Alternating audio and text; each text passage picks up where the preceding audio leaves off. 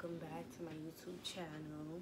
Sorry that I'm with the late post with my second video. Well, today we are here with the second. So today basically we're gonna do like a short little story time and basically giving a little advice on the side also.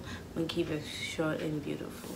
My experience with my C-section, that's like I said, my experience, not your experience, mine. So everybody's experience is different. I'm giving you my point of view of how I feel about it. Number one, I wouldn't recommend a C-section to anybody. I would say go the natural way, because unless if you have a medical reason of the need to have a C-section, go ahead and do it. But if you don't do it, because my experience was a little terrible. The pain was like on 100.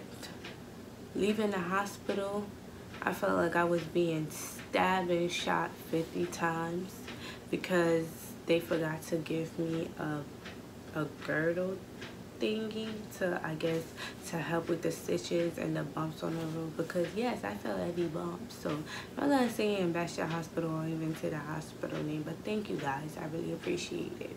But yes, after having a C-section, the healing process is something that is very, very, very slow and annoying and painful. Mind you, you have to take a shower. You have an open wound. If anybody has surgery, you will know how it feels to take a shower with a wound. It is not the best. And on top of that, you gotta make sure you don't rupture your inside, because the outside will fully heal before the inside. So you gotta be very careful. But with me, I was lifting the stroller, doing everything. I was keeping pushing because I made it my mission. And I said it the day I was leaving the hospital. I'm not trying to depend on nobody when it comes to me raising my child. My parents didn't have my child, so my siblings didn't have my child. I don't expect them to be constantly holding the stroller, doing this, doing that. So I was very active to the point where my parents used to be so terrified that I would rupture my inside and have to be back in the hospital, because it was like, why am I doing this? I'm like, let's go. And one thing also, like appetite, big time. I lost my appetite tremendously. I did not want to eat.